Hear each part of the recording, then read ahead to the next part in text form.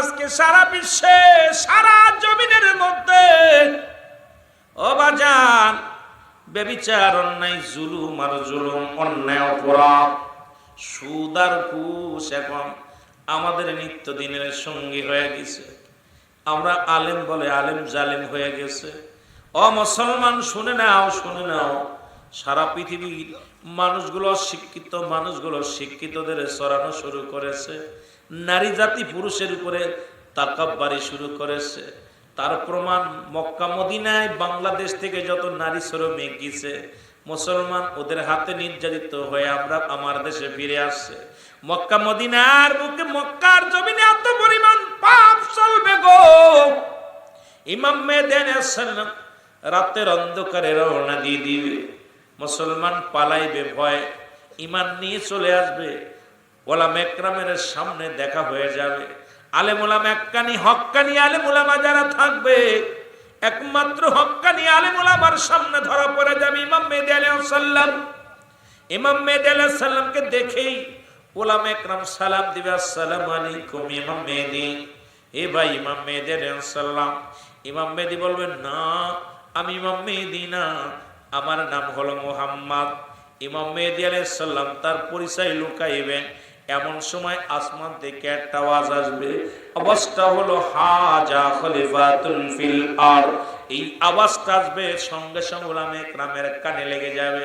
অথচ ইমানদারদের হারানোর জন্য আমার দেশে একটা বড় পোস্টার দেখা যায়, এ মুসলমান, অনেক আলেমের বাড়িতে আমি পোস্টার দেখেছিলাম মুসলমান, একটা লেডিস মার্কা ঘোড়া, এই ঘোড়ার মধ্যে দেখা যায় কয়েকটা চাবুকরি লাগানো, তীর লাগানো আছে, সুন্দর একটা লেডিস মার্কা ঘোড়া পাকনা আছে, লেখা আছে হাজা খলিফাতুন ফিল আরদ। এটা হলো সেই বুরাক, সেই বুরাক রাসূল পাক সাল্লাল্লাহু আলাইহি ওয়াসাল্লাম কারণ করেছিল। আর এমন একটা লেডিস মার্কা ঘোড়া দিয়া নবী কারণ করেছিল। আমার দেশের অনেক মানুষের ঈমান হরণ করার জন্য বিদেশিদের একটা চক্রান্ত চলতেছে, আর এই পোস্টার গুলো বাড়ি নিয়ে লাগায় রাখছে, বলে আরে সেই ঘোড়া হাজা, এ মুসলমান শুনে নাও, খলিফাতুল ফিল আরদ। আল্লাহু আকবার, আরো জোরে, হাজা বুরাকুন নবী সাল্লাল্লাহু আলাইহি ওয়াসাল্লাম, হাজা বুরাকুন নবী সাল্লাল্লাহু আলাইহি ওয়াসাল্লাম। এটা সেই বুরাক। নাউজুবিল্লাহ বলেন না, নাউজুবিল্লাহ, আস্তে কইবেন। উলামা ইকরাম যখন আওয়াজটা শুনতে পারে হাজা খলিফাতুন ফিল আরদ, বলবে ইমাম সাহেব কইবেন, কেমনে আপনি অস্বীকার করবেন আপনি ইমাম না? কেমনে আপনি অস্বীকার করবেন আপনি ইমাম মেহেদী না? ইমাম মেহেদী আলাইহিস সালাম বলে, হ্যাঁ আপনারা যেটা বলেছেন এটাই ঠিক, আমি হলাম এই যুগের ইমাম মেহেদী। জোরে জোরে চিল্লায়া বলা যাবে না মারহাবা, আর একটু জোরে জোরে চিল্লায়া বলা যাবে না আল্লাহু আকবার। ইমাম মেহেদী আলাইহিস সালাম আগমন করার পর, প্রকাশ পাওয়ার পর পৃথিবীর মধ্যে অনেক কিছু ঘটে যাবে। তার মধ্যে এক নাম্বার এজিদ মজুদের ঘটনা মুসলমান প্রকাশ পাবে। যেটা বন্দি আছে রেখে দিছে তামা 10টা লোহা দিয়া বিশাল একটা প্রাচীর বানাইয়া, যার মধ্যে বন্দি রেখেছে তাদেরকে বাদশাহ জুলকারনাইন। ইনি রেখে দিছে, এই জুলকারনাইন কি রাখছে, ওনাদেরকে বন্দি করে রাখছে। এটা যখন ইমাম মেহেদী আসবে দুনিয়ার মধ্যে, জবান দিয়া বাইর হয়ে যাবে আলহামদুলিল্লাহ, সঙ্গে সঙ্গে দুনিয়ার আলো বাতাস দেখবে, আর সঙ্গে সঙ্গে দুনিয়ার মুসলমান প্রাচীরটাই ধাক্কা মারবে, প্রাচীর ভেঙে যাবে। এই দুনিয়ার মধ্যে তারা আগমন করবে, মানুষকে ধরে ধরে মেরে ফেলবে, মানুষকে পৃথিবীর যত পানি আছে সমস্ত পানিগুলো তারা খেয়ে ফেলবে। এই দুনিয়ার মধ্যে মুসলমান শোনো, এত মানুষের লাশ পড়ে থাকবে, মানুষগুলো কাফন দাফন করার মানুষ পাওয়া যাবে না, দুর্গন্ধ ছড়ায়া যাবে, দৌড়ায়া যাবে মানুষ ইমাম মেহেদী আলাইহিস সালামের কাছে, আপনি একটু দোয়া করেন। সঙ্গে সঙ্গে ইমাম মেহেদী আলাইহিস সালাম দোয়া করবে। দোয়া করার সঙ্গে সঙ্গে মুসলমান শুনে নাও, এই বিছা জাতীয় একটা প্রাণী আসবে। এই বিছা জাতীয় প্রাণী যখন মানুষের গায়ে লাগবে, কোনো পশুর গায়ে লাগবে, ক্যান্সার রোগ ধারণ হবে, এই দুনিয়ার মধ্যে মারা যাবে। এত পরিমাণ মানুষ মারা যাবে, গন্ধ দুর্গন্ধ, পশু পাখি মারা যাবে, দুর্গন্ধ ছড়ায়া যাবে। আবার ইমাম মেহেদী আলাইহিস সালামের কাছে দৌড়া যাবে। ইমাম মেহেদী আলাইহিস আলাইহিস সালাম দোয়া করেন গো, দোয়া করবে, সঙ্গে সঙ্গে একটা কাক জাতীয় প্রাণী পাঠাইবে, এটা আসিয়া দুনিয়ার গোস্তগুলো ঠুকায় ঠুকায় খেয়ে ফেলবে। গোস্তগুলো খেয়ে থাকলে যখন কি আসবে, গন্ধ, কিন্তু দুর্গন্ধ ছড়ায়া যাবে। আবার যাবে ইমাম মেহেদী আলাইহিস সালামের কাছে। ইমাম মেহেদী আলাইহিস সালাম দোয়া করে, বিশাল একটা বর্ষা হবে, বিশাল আকাশ থেকে পানি নামবে, 24 ঘন্টা অঝার জোরে বৃষ্টি হবে, পদ্মা, মেঘনা, যমুনা, সুরমা, পৃথিবীর বড় বড় নদীগুলো ভরে যাবে। এই হাড্ডি গুড্ডি সব ভেসে ভেসে আবার সাগরে নেমে যাবে। মানুষের ভিতরে শান্তি ফিরে আসবে, মানুষের ভিতরে অভাব-অনটন দূর হয়ে যাবে। যারা দুনিয়ার মধ্যে থাকবে, মানুষের ভিতরে লোভ লালসা কত পুরা হবে, দুনিয়ার সম্পদ গুলো উঠে যাবে। মানুষের ভিতরে, মুসলমান শুনে নাও, এই পৃথিবীর মধ্যে ইমাম মেহেদী আলাইহিস সালাম এই কালেমার দাওয়াত দিবে, মানুষদেরকে নিয়ে সুন্দরভাবে জীবন যাপন করবে। আমি বলতেছি, অনেকেই বলতে পারেন অনেক সংক্ষেপ করে ফেলেছি, বলতে গেলে 10 ঘন্টার দরকার। ইমাম মেহেদীর আবির্ভাব নিয়ে যদি 10টা ঘন্টা আলোচনা করি শেষ হবে না। বাবারা আমার, বন্ধুরা আমার, শুনে নাও, এবার কি হবে? ইমাম মেহেদী আলাইহিস সালাম কিন্তু মানুষের ভিতরে আবার ওই রকম একটু হিংসুটে শুরু হয়ে যাবে। ওই সময় আবির্ভাব হবে কার? সাল্লামের আগমন ঘটবে। ঈসা আলাইহিস সালামের আসরের নামাজের সময় দুনিয়ার মধ্যে আগমন ঘটবে। আসরের নামাজের ইমামতি করবে হযরত ইমাম মেহেদী আলাইহিস সালাম, আর মুসল্লি হবে হযরত ঈসা আলাইহিস সালাম। ঈসা নবী নামাজ আদায় করবে হযরত মুসলমান কার? হযরত কোথায় বাজানো? ইমাম মেহেদী আলাইহিস সালামের পিছে। ইমাম মেহেদী আলাইহিস সালামের হাতে হাত রেখে বায়াত গ্রহণ করে, বায়াতের রাসূল, হে মুসলমান, সঙ্গে সঙ্গে বায়াত গ্রহণ করবে। ইমাম মেহেদী আলাইহিস সালামের হাতে বায়াত গ্রহণ করবেন হযরত ঈসা আলাইহিস সালাম। তখন দুজন মিলে ইসলামের দাওয়াত দিবে, কাশ্মীর মুসলমানদের দখলে আসবে। আজকে আফগানে মানুষ মরে যায়, ওখানে মারা যায়, ফিলিস্তিনে মারা যায়, এত দোয়া করি কাজ হয় না। রাসূল বলছে 1 সময় আসবে মুসলমানদের দখলে, কাশ্মীর দখলে চলে আসবে, মুসলমান রাজত্ব করবে, সে সময় আর দূরে নয়। তবে আগে মানুষের পরীক্ষা, মানি পরীক্ষা আছে, এই পরীক্ষা আমাদের জয়লাভ করার দরকার আছে। জোরে বলেন ঠিক কিনা? অনেক ইতিহাস, অনেক লম্বা। এইটারে কিয়ামত সম্পর্কে বলতে যাওয়া কত 20-25টা কিতাব এত সুন্দরভাবে লিখছে, যা বলতে গেলে মজার আর মজার, কিন্তু এইটারে বলতে গেলে বললাম ওকে তো 2-4 ঘন্টা আপনাদের কিনে আলোচনা শোনাইতে হবে। এরপরে ইমাম মেহেদী আলাইহিস সালাম ওই সময় খানে দাজ্জাল আগমন হবে। যখন দুইজন মিলা কালেমার দাওয়াত দিবে, তো সুন্দর একটা পরিবেশ আসবে, তখন আসবে শয়তান মাস্টার ইবলিসের আব্বার আব্বা খানে দাজ্জাল। এই দাজ্জাল মাত্র 40 দিন দুনিয়ায় থাকবে। কয়দিন? কথা কয় না কেন? 40টা দিন। এই 40 দিনের মধ্যে উনি পুরো পৃথিবী খায়ের করবে, একদম অল পৃথিবী করার পর এই খবর শুই না হযরত ঈসা আলাইহিস সালাম তরবারি হাতে নিবে, তরবারি হাতের মধ্যে নিয়ে দাজ্জালকে দাবড় শুরু করবে। এমন দাবড় দিব, ওই পূর্ব থেকে পশ্চিম দিকে দাবড়াইতে দাবড়াইতে নিয়ে আইবে। এরপরে দৌড়াইয়া যা কাবা শরীফের ডান গেটের সামনে যাবে, তখন হযরত ঈসা আলাইহিস সালাম এক কোবে খানে দাজ্জালকে দ্বিখণ্ডিত করে ফেলবে। খণ্ডিত করার পর খানে দাজ্জাল শেষ হয়ে যাবে, বিদায় হয়ে যাবে। মুসলমান গভীর মনোযোগ। হযরত ইমাম মেহেদী আলাইহিস সালাম চলে আসবে, এসে দেখে খানে দাজ্জালকে কতল করে ফেলেছে। হযরত আল্লাহ পাক তখন ডাক দিয়ে বলে, আজরাইল তাড়াতাড়ি যাও, তাড়াতাড়ি যাও, ঈসা নবীর মিশন শেষ। যেহেতু খানে দাজ্জাল শেষ, ওনার মিশনও শেষ। তখন ঈসা আলাইহিস সালাম ইন্তেকাল করবে। ইন্তেকাল করার পর ঈসা আলাইহিস সালামের কবর কোথায় হবে? রাসূল বলে গেছে, আমার নবীজির ডান পায়ের গোড়ে একটু কবরের জায়গা আছে, যারা মক্কা মদিনায় গেছেন দেখে আসবেন এগুলো ভালো করে। রাসূলুল্লাহর পায়ের গোড়ে একটা কবরের জায়গা আছে। রাসূল বলে গেছেন ইমাম মেহেদী আলাইহিস সালামের, হযরত ঈসা আলাইহিস সালামের কবরটা কোথায় হবে রাসূলুল্লাহ সেটাও বলে গেছে, যে আমার এই পায়ের গোড়ে এখানে হযরত ঈসা আলাইহিস সালামের কবর হবে। জোরে বলা যাবে না সুবহানাল্লাহ? আর একটু জোরে। এইবার ঈসা আলাইহিস সালাম ইন্তেকালের পরে ইমাম মেহেদী একাকার হয়ে যাবে, মানুষের মধ্যে দাওয়াত দিবে, কিন্তু এই সব মানুষ আবার একটা কেন যেন উচ্ছৃঙ্খল থাকবে। এরপরে আপনার ওই একটা কুয়াশা আসবে, ঘন কুয়াশা, এই কুয়াশা মানুষের নাকে লাগবে। ইমানদারের নাক আর মুখ দিয়ে পানি বাইর হবে, নাক দিয়ে পানি বাইর হবে, ঠান্ডা লাগবে, ঠান্ডা জনিত রোগ হবে, ইমানদারদের রোগ হবে। এই ঠান্ডা যত নাক দিয়ে পানি বেরো তত গুনাহ মাফ হবে। আর বেঈমানদের 8টা ছিদ্রা দিয়ে দোয়া বাইর হবে। বেঈমান যারা, মুনাফিক যারা, এদের 8টা ছিদ্রা দিয়া দোয়া বাইর হবে। মানুষগুলো গজব প্রাপ্ত হবে, মানুষগুলো জায়গায় জায়গায় ঢস নেমে যাবে মানুষের মধ্যে। ওরা দেখতে যাবে, যারা ইমানদাররা দেখতে যাবে না, বেঈমানরা উচ্ছে পড়া বীর জন্মে, উচ্ছে পড়া বীর। যেমন একজন মারা গেলে দেখা যায়, এখন আমাদের দেশে এখন একটা রেওয়াজ হয়ে গেছে, দেখে যে মানুষটা মারা গেছে যদিও পাপ পুণ্য যা ছিল, এন্তেকালের পরে তার একটু সুযোগ দেয়, বাঁচার সুযোগ দেয় না। যদি কোনো বেগানা পুরুষ মরে, আমাদের দেশের মহিলারা এমন ভাবে যায় বাবারে আর মরার পরও পাপি বানায়। জোরে কোন ঠিক কিনা? দেখা যায় যে চেনে না জীবন ওই মহিলার, এটা দেখে নাই, ও দেখি তো দেই সরে দাঁড়ান একটু দেখিনি। জোরে বলেন ঠিক কিনা? কথা কয় না কেন? আপনাদের দিকে মনে হয় বালা আছে, তাহলে তো বালা। হুজুরি কইছে আছে, ভাই কইছে আছে। এখন আপনারা আমাদের দিকে দেখা যায়, এরে যাদেরকে দেখা দেয়া হারাম ছিল, এই মানুষগুলো দলে দলে আয়া দেখে। জোরে বলেন ঠিক কিনা?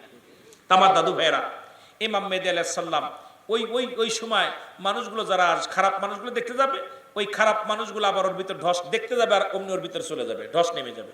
এইভাবে আপনার দুনিয়ার মানুষগুলো সব এক দলে দলে দলে দলে দলে দলে শেষ হয়ে যাবে। ইসরাফিল আলাইহিস সালাম সিংহা নিবেন, এই সিংহার মধ্যে ফু লাগাবে, দুনিয়াটা থরথর করে কাঁপবে। কুল্লু মান আলাইহা ফান, সব সেদিন শেষ হয়ে যাবে। জোরে জোরে চিল্লায় বলো আল্লাহু আকবার। আর একটু জোরে বলো আল্লাহু আকবার। আল্লাহ বলে, বান্দারে সেদিন আমি কিচ্ছু বলতে কিচ্ছু রাখবো না, এই জমিনটা আমি রাখবো না, এই জমিনটা আমি পুড়ায়া তামা বানা দিব, এই জমিনের মাটিগুলো পুড়ে হবে তামা, এই জমিনের পানিগুলো পুড়ে হয়ে যাবে ছাই। যেদিন কিচ্ছু বলতে কিচ্ছু থাকবে না, সব কিছু চূর্ণ বিচ্ছিন্ন করে দিবে কে? জোরে বলেন কে? আমার আল্লাহ। আল্লাহ কয়, বান্দারে সেদিন থাকবো শুধু আমি আমার রাসূলের প্রেম নিয়া, ভালোবাসা নিয়া। সুতরাং সেদিন সব কিছু শেষ হয়ে যাবে, মানুষগুলো শুধু দৌড়াইবে, মানুষগুলো দৌড়াইবে। এ মানুষের দেহের মধ্যে একটি হাড্ডি আছে, যে হাড্ডা পৃথিবীর কোন আগুন দিয়া পুরানো যায় না, পৃথিবীর কোন আগুন দিয়ে পুরানোর সম্ভাবনা নাই। মানুষের দেহের মধ্যে এমন একটা হাড্ডি আছে যা পৃথিবীর অ্যাসিড দিয়ে নষ্ট করা যায় না, পৃথিবীর কোন মাটিতে খায় না। আমি আপনি জানি না, মানুষের পিছনের রাস্তায় 3 তেয়ারায় একটা হাড্ডি আছে, যেটা মানুষের পৃথিবীর মধ্যে দেখবেন হিন্দুরা সারাদিন ভরে লাশ পুরায়, কিন্তু এই হাড্ডি পুরাইতে পারে না। সর্বশেষে শ্মশানে নিয়ে পান মাটির নিচেই পুঁতে রাখে, কারণ এটা পুরানোর ক্ষমতা আমার আল্লাহ দেয় নাই। মানুষটা সব পুড়ে যাবে, ওই হাড্ডি পুড়বে না। যেদিন ইসরাফিল আলাইহিস সালাম প্রথম সিংহায় ফু দিবে, দুনিয়া থরথর করে কাঁপবে, মানুষগুলো শেষ হয়ে যাবে। দ্বিতীয় সিংহায় যখন ফু দিবে, এই দুনিয়ার মানুষগুলো, মুসলমান শুনে নেন, এই মানুষগুলো কি হবে? ঘর দরজা সব চূর্ণ বিচ্ছিন্ন হয়ে যাবে। তৃতীয় ফু যখন দিবে, দুনিয়ার সব মাখলুকাত গুলো মারা যাবে। ওই বৃষ্টির পানি পড়ে যেমন জমিনের মধ্যে ফসলগুলো, কোনো যদি ঘাসের কোনো দানা থাকে, এগুলো জ্বালায়া যায়, বীজগুলো জ্বালায়া যায়, তদ্রূপ ওই যে মানবের দেহের মধ্যে যে হাড্ডি ছিল, পৃথিবীর নষ্ট হয় না, এই হাড্ডি থেকে মানুষগুলো আবার গজাইবে, বীজ গজানোর মতো। যেখানে থাকবে সেখান থেকে উঠে দৌড় শুরু করবে, সবাই দৌড়াইবে কোন দিকে? দৌড়াইবে আমার আর আল্লাহর মালিক, আমার আল্লাহ তাআলার দরবারে দৌড়াইবে। বান্দা শুধু দৌড়াইবে, ইয়া সালিম ইয়া সালিম, আওয়াজ থাকবে ইয়া সালিম ইয়া সালিম, আমাকে নিরাপত্তা দাও, শান্তি দাও, আমাকে শান্তি দাও, শান্তি দাও। মানুষগুলো শান্তির জন্য জবানে থাকবে ইয়া সালিম ইয়া সালিম ইয়া সালিম, আমাকে নিরাপত্তা দাও, আমাকে শান্তি দাও। শান্তি মুসলমান শুনে নাও, ওদিন হাসরের ময়দান শুরু হয়ে যাবে। ও মুসলমান, तमाम পৃথিবীর মানুষগুলো, तमाम পৃথিবীর মাখলুকাত গুলো যেদিন উঠে যাবে গো, রহমতের নবী, যিনি কুল কায়নাতের নবী, রহমতের পেয়ালা, আল্লাহ যাকে বলে মা আরসালনাকা ইল্লা রাহমাতাল লিল আলামিন। জোরে জোরে চিল্লা বলা যাবে না মারহাবা। সালাতু সালাম জানাই সালাতু সালাম জানাই আপনার উপরে সালাতু সালাম জানাই সালাতু সালাম জানাই আপনার উপরে নবী গো ওই দুনিয়ার মুসলমান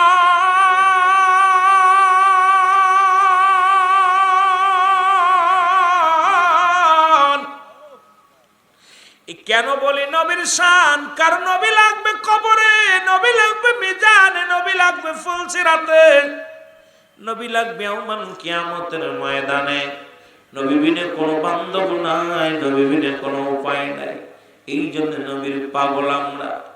সমস্ত মানুষ মহল্লার মালিক, তামাম পৃথিবীর কুল কায়নাতের মালিক আমার আল্লাহ রাব্বুল আলামিন বিচারের জন্য দাঁড়ায়া যাবে।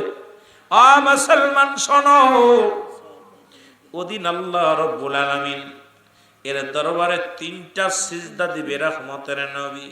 সুবহানাল্লাহ বলেন। কয়টা সিজদা দিবে? 3টা সিজদা মারবে। প্রথম সিজদা যখন মারবে আল্লাহ রাব্বুল আলামিন ডাকতে বলবে, হাবিব আপনি মাথা উঠা দিলেন কেন? আজকে সিজদার মধ্যে পড়ে গেলেন। আপনার উম্মতিরা চারিদিকে রওয়ানা, আপনার প্রেমে পাগল ফারাফার। আমার নবী বলবে, আমার মাওলা গো, আমি আপনার কাছে একটা দাবি করি, আমার উম্মতের ক্ষমা করে দেন, আমার উম্মতের মাফ করে দেন। আমার আল্লাহ বলবে, হাবিব আজকে আপনার আরজি আমি কবুল করে নিলাম। মাথা তোলেন। আপনি আপনার দৃষ্টিশক্তি যত দূর পর্যন্ত যায়, পূর্ব পশ্চিম উত্তর দক্ষিণ যত দূর পর্যন্ত আপনার দৃষ্টিশক্তি যায়, সমস্ত উম্মতের আমি ক্ষমা করে নাজাত দিয়ে দিলাম। জোরে জোরে চিল্লায় বলা যাবে না মারহাবা। আমার নবী দাঁড়াইয়া আবার দেখবে উম্মতের নত সুরে কাঁদে রে। আবার দ্বিতীয় সিজদার মধ্যে পড়ে যাবে নবীজি। আমার আল্লাহ বলবে, হাবিব রে আবার কেন সিজদার মধ্যে পড়লেন? আল্লাহ রাব্বুল আলামিন আপনি তো সব নবীর এক একটা নিয়ামত দিয়েছেন, আমাকে একটা দিয়েছিলেন পার্সোনাল নিয়ামত। যেদিন আমি গিয়েছিলাম কোথায়? মিরাজের রজনীতে আপনার সঙ্গে দেখা করার জন্য, সেদিন আমাকে প্রস্তাব দিয়েছিলেন, ইয়া রাসূলুল্লাহ, ইয়া হাবিবাল্লাহ, আপনি আমাকে প্রস্তাব দিয়েছিলেন আমার মাওলা যে বন্ধু আপনার জন্য আমি পার্সোনাল কিছু নিয়ামত রাখছি, আপনি চান। সেদিন আমি বলেছিলাম আমি যখন চাইব তখন আপনার থেকে চেয়ে নিব। আমি তখন তো চাই নাই, আমি দ্বিতীয় সিজদা আছি, আমার উম্মতের ক্ষমা করা লাগবে। আমার মাওলা সেদিন বলবে, যাও। ওই একই নিয়ম, নবীজি সিজদা থেকে মাথা তুলবে, আবার পূর্ব পশ্চিম উত্তর দক্ষিণ এরকম তাকাবে। আবার উম্মতিরা জাহান্নাম থেকে বাঁচাইয়া আমার নবী জান্নাতে দিয়া দিবে। আবার একই নিয়ম যখন করে দিবে, বাকি থাকবে কিছু, গোটা মুষ্টি থাকবে। আমার আল্লাহ রাব্বুল আলামিনের দরবারে ডাক দিয়ে বলবেন, ইয়া রাব্বুল আলামিন এদেরকে আপনি ক্ষমা করে দেন। আমার আল্লাহ বলবেন, না না, এই সমস্ত নাফরমানীরা আপনার অনুগত্য ছিল না, আমার অনুগত্য ছিল না, এদেরকে জাহান্নামে দিতে হবে। জাহান্নাম বানাইছি আমি এদেরকে পুরানোর জন্য, জ্বালানোর জন্য। জাহান্নাম প্রস্তুতি আছে এই সমস্ত নাফরমানীদের জন্য, জাহান্নামীদের জন্য। জাহান্নাম অপেক্ষা আছে। ইয়া রাসূলুল্লাহ, ইয়া হাবিবাল্লাহ, আপনি আমার কাছে আর দাবি করবেন না। আপনি আমার প্রিয় হাবিব, আপনি আমার দোস্ত, আপনাকে আমি রাসূলুল্লাহ বানাইলাম। পৃথিবীর মধ্যে আপনাকে আমি হাবিবুল্লাহ বানাইলাম। পৃথিবীর কোন নবীর আমি হাবিবুল্লাহ বলি নাই, আপনাকে আমি হাবিবুল্লাহ বানাইলাম। আপনি আমার প্রিয় বন্ধু, দোস্ত বানাইলাম। আপনি আর দাবি করবেন না। অবশিষ্ট গুলো জাহান্নামের খড়ি হয়ে যাবে। মুসলমান শুনে নেন, সেই নবীর প্রেমের মালা আমাদের গলায় পরার দরকার। সেই নবীর প্রেমের মালা যদি গলায় না থাকে, দুনিয়া থেকেও বেইজ্জতি, পরপারও বেইজ্জতি। কালেমা পড়লাম লা ইলাহা, নাই কোনো ইলাহ ইল্লাল্লাহু, এক আল্লাহ ছাড়া, মুহাম্মাদুর রাসূলুল্লাহ সাল্লাল্লাহু আলাইহি ওয়াসাল্লাম আল্লাহ পাকের প্রেরিত রাসূল বা বান্দা হলো রাহমাতাল লিল আলামিন। এটা শুধু বললাম মুখে, অন্তরে আমরা কাজে এখন দেখাইতে পারি না। শুধু মুসলমান মুসলমান বলে দাবি করে মুসলমান। আল্লাহর দরবারে কি জবাব দিব? আল্লাহর দরবারে জবাব দিতে পারবো না। আল্লাহ আমাদেরকে কিয়ামতের ময়দানে আমাদেরকে রক্ষা করো গো আমার আল্লাহ। আমাদের গুনাহ মাফ করে দাও, আমাদেরকে মাসুমের মাসুম বানায় দাও। জোরে জোরে চিল্লায়া বলা যাবে না আমিন। দুই নম্বর বিপদ হলো দুনিয়ার মধ্যে মুসলমান কবর। এই কবরটা হলো দুই নম্বর বিপদ। আমরা কবর বলতে বোঝাই মানুষের আশেপাশে, বাড়ির আশেপাশে 3.5 হাত গর্ত। ও মুসলমান, কবর বলতে বোঝায় মানুষের মৃত্যুর পর থেকে শুরু করে কিয়ামত পর্যন্ত জিন্দেগি কাকে বলা হয় কবরের জগৎ। কারণ যে মানুষটা মারা গেল, পানিতে পুড়ে মারা গেল, তার কবর কোথায়? যে ব্যক্তি আগুনে পুড়ে মারা গেল তার কবর কোথায়? যে ব্যক্তি মুসলমান হাঙ্গর কুমিরে খাইল তাদের কবর কোথায়? এই জন্য কবর বলতে বোঝায় মানুষের মৃত্যুর পর থেকে শুরু করে কিয়ামত পর্যন্ত জগৎটাকে বলা হয় কবরের জগৎ। জোরে জোরে চিল্লায় বলা যাবে না আল্লাহু আকবার। এই কবরেরটা হলো আর একটা ভয়ঙ্কর বিপদ। এই কবরে যখন আপনাকে আমাকে শোয়া দিবে গো, একজন ফেরেশতা আসবে, নামটা জানা আসেনি, নাম হলো মুসলমান। আমরা অনেকে জানি কবরে শোয়ানোর পর আসবে কে? মুসলমান। মানকারে নেকির আইব। এই মানকারে নেকির আগে একজন ফেরেশতা আইব, জানেন না ফেরেশতা? জোরে জোরে চিল্লায়া বলা যাবে না মারহাবা। আর একটু জোরে জোরে চিল্লায়া বলা যাবে না আল্লাহু আকবার। এর নোমান ফেরেশতা আসবে, আপনার কবরে ডাক দিয়ে বলবে, রুহুল আমিন সাহেব ওঠো, হেলাল উদ্দিন ভাই ওঠো, শফিক মিয়া ওঠো, এ মুসলমান শোনো, আব্বাস আলী তুফানি সাহেব ওঠো। উঠাবে ডাক দে। স্বপ্নের মধ্যে যেমন আমি রাত্রে অন্ধকারে ঘুমায়া থাকলে স্বপ্নের মধ্যে যেমনি দেখি, কবরে ওই নোমান ফেরেশতা শিয়া ডাক দিয়ে উঠাইবে, ওঠো বান্দা। হাতের ভিতরে থাকবে 2 টুকরা কাগজ। এক টুকরা মুসলমান একখানা কাগজ নয়, 2খানা কাগজ থাকবে। ডাক দুঠায় বলে, বান্দা লও, এই নাও কাগজ খানা নাও। কাগজ লয়া দেখবে 40 বছর 80 বছরের জিন্দেগি, কত তো নামাজ পড়েছেন, কত জায়গা মানুষকে ভালো পথে আহ্বান করেছেন, কতবার কোরআন শরীফ পড়েছেন, কতবার মা বাবার জন্য মহব্বতে চোখের পানি ফেলছেন, কতবার ইসলামের জন্য কেঁদেছেন, কতবার ভালো কর্ম করেছেন। বান্দা হাতের ভিতর পাইয়া বড় আনন্দিত হয়ে যাবে। ডাক দিয়ে বলবে, বান্দা আমি এত সুন্দর আমল করেছি জিন্দেগি ভরে, কয়টা লিখে দাও। আমি লিখবো কেমনে? আমার কাছে তো কোনো কাগজ নাই। ডাক দেখো, আপনি 3 টুকরা কাপড়ের কাপড় দেওয়া হয়। প্রথম কাপড়ের কাপড়টা টান দিয়ে খুলে নিবে। টান দিয়ে খুলিয়া বলবে, বান্দা এই নাও কাপড়ের কাপড় হবে সেদিন তোমার কাগজ। এই কাগজ খানা দিয়া বলবে, বান্দা এই কাপড় লাও, এর মধ্যে তুমি লেখা শুরু করো। বলবে, আমি লিখবো কেমনে? আমার তো কলম নাই। বলবে, কলম হলো তোমার শাহাদাত আঙ্গুল মুবারক। কি আঙ্গুল? প্রতিটা মানুষের শাহাদাত আঙ্গুল মুবারক। এই কেরামান কাতিবিন যা লিখে রাখছে এটা আপনার নিজ আমলনামা নিজেই লেখা লাগবে। বন্ধুরে, কোনো মস্তানি চলবে না, কোনো তাকাব্বুরি চলবে না। দুনিয়ার জিন্দেগির মধ্যে তুমি বলো আমি অশিক্ষিত, লিখতে জানি না, টিপসই লাগায়া দাও। কবরের মধ্যে টিপসই চলবে না। কবরের ভিতরে যার যার আমলনামা তার লেখা লাগবে। এই ডান হাতের শাহাদাত আঙ্গুল মুবারক হবে আপনার আমার কি হবে? এটা হবে আপনার আমার কলম। বান্দা বলবে, আমি কলম পাইলাম, কালি নাই। কালি বলবে, বান্দা তোমার মুখের থুতু মুবারক হলো কালি। জোরে জোরে চিল্লা বলা যাবে না সুবহানাল্লাহ। মুখটা পবিত্র রাখা লাগবে। এই মুখ দিয়া বিড়ি খাওয়া যাবে না, এই মুখ দিয়ে গাজাই টান দেওয়া যাবে না, এই মুখ দিয়ে কাউকে গালি দেওয়া যাবে না, এই মুখ দিয়ে কারো গীবাত করো না, এই মুখ দিয়ে কাউকে কষ্ট দিও না, এই মুখ দিয়ে তুমি হারাম জিনিস ভক্ষণ করো না। এই মুখের থুতু মুবারক হবে কালি। কালি যদি নষ্ট হয়ে যায় কলম দিয়ে আসর লেখা সম্ভব নয়। এই জন্য কালিটা পবিত্র রাখার দরকার আছে কি না? আর একটু জোরে জোরে চিল্লায় বলেন আছে কি না? কলম পাইলা, কালিও পাইলা। বান্দা লেখো, লেখা শুরু হয়ে যাবে। সেকেন্ডের মধ্যে কম্পিউটারের মধ্যে লেখা শেষ। পত্রটা হাত থেকে কেড়ে নেবে, আর একখানা কাগজ হাতের মধ্যে ধরাইয়া দিবে। ডাক দিয়ে বলবেন, এই শফিকুল ইসলাম, শফি মিয়া লেখো। খাতাটা হাতের মধ্যে কলম করছেন কানা পাইয়া দর দর করে চোখের পানি ছেড়ে দিবে। কোথায় আমি অন্যায় করেছিলাম, পরের জমির ফসল নষ্ট করেছিলাম, অন্যের মেয়ের পাশ পাশ ঘুরেছিলাম, কার বউয়ের পাশ পাশ ঘুরেছিলাম, কোন রূপসী মহিলার পাশ পাশ ঘুরেছিলাম, কত উক্ত নামাজ কাজা দিয়েছিলাম, কোথায় গানের প্যান্ডেলে বসেছিলাম, কোথায় মদের প্যান্ডেলে বসেছিলাম। দুনিয়ার জিন্দেগিতে যত অন্যায় গুলো করেছো বান্দা, সব সামনে হাজির করে দিবে রে বান্দা, লেখো।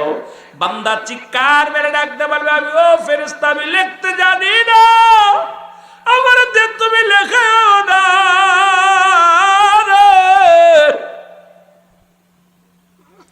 আমি লিখতে জানি না, এই পাপ আমি করি নাই, আমি অন্যায় করি নাই, জুলুম করি নাই রে, আমি কাউকে ঠগাই নাই, কাউকে কষ্ট দিই নাই। ও বান্দা শোনো, চিৎকার মেরে কেঁদে লাভ হবে না। বান্দারে ডাক দে, বল বান্দা তুমি তাড়াতাড়ি লেখো।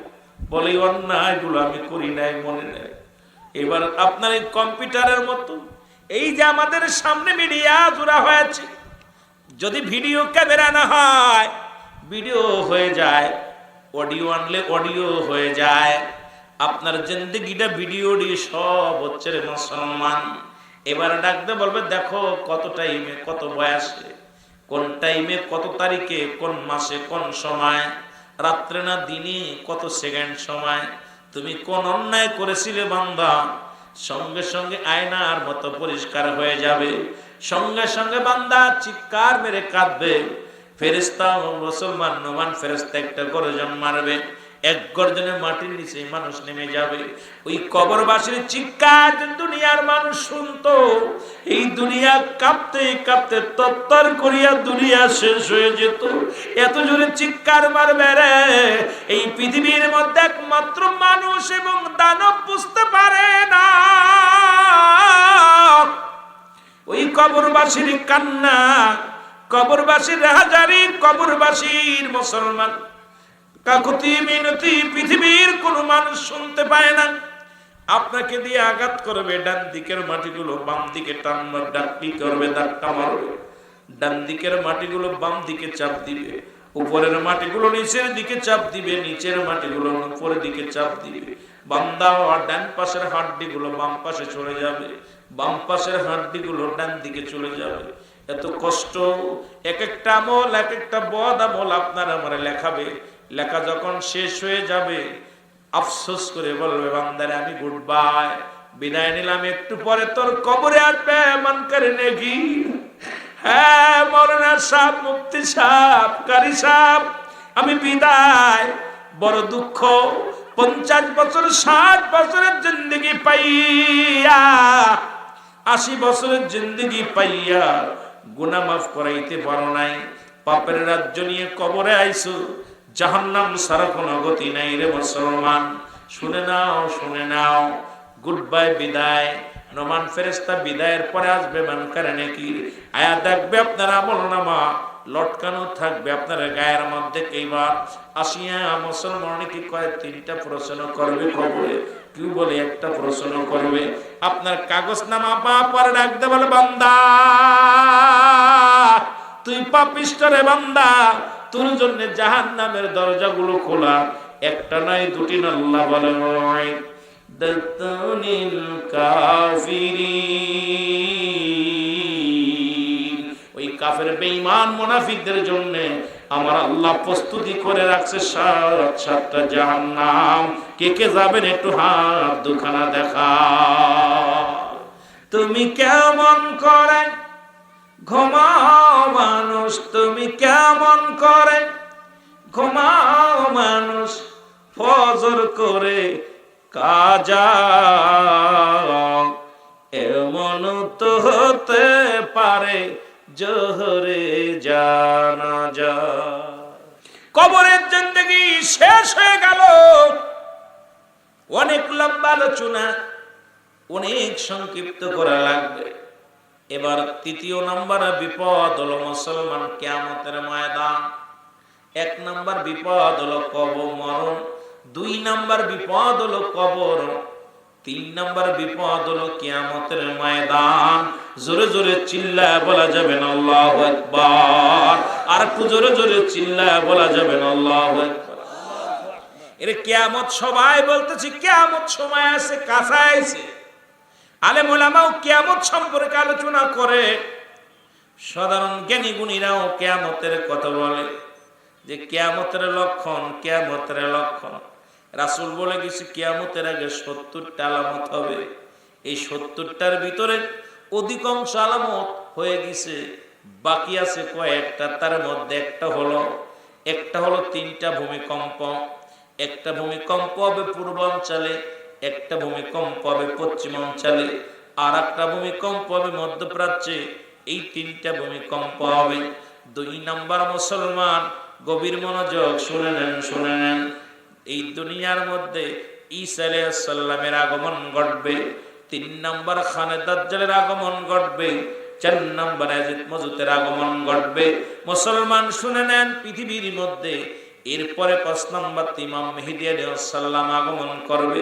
এই রকম কয়েকটা বাদ রয়েছে মুসলমান শোনো। পৃথিবীর মধ্যে পাপের রাজ্য করার আগে ইমাম মেহেদী আলাইহিস সালামের আগমন ঘটবে গো।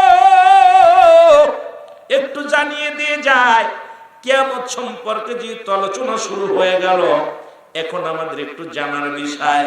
ইমাম মেহেদী আলাইহিস সালামের বাবার নাম থাকবে আব্দুল্লাহ, মার নাম থাকবে আমেনা, বংশ থাকবে মুসলমান। গভীর মনোযোগ, গোত্র থাকবে বদুয়া গোত্র, বংশ থাকবে মা ফাতেমার বংশ। জোরে জোরে চিল্লায় বলা যাবে না আল্লাহু আকবার? ইমাম মেহেদী আলাইহিস সালামের নাম থাকবে মুহাম্মদ। নাম কি? মুহাম্মদ। মক্কা থেকে মদিনার দিকে যখন রওনা হয়ে যাবে, মক্কা নগরে উনি আগমন করবেন, মদিনার দিকে রওনা হয়ে যাবে। এত পরিমাণ পাপ চলবে, জিনা চলবে।